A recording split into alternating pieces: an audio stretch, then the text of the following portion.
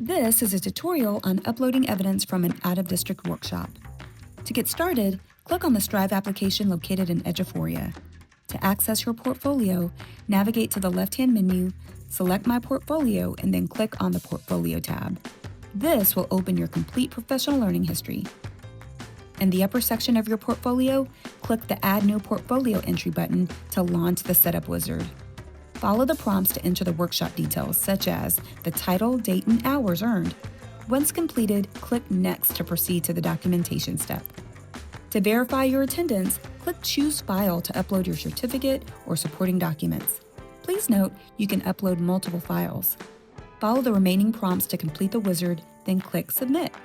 Once submitted, you'll see a notification confirming that your credit request is pending approval, and that's it. Your out-of-district hours are now logged and ready for review.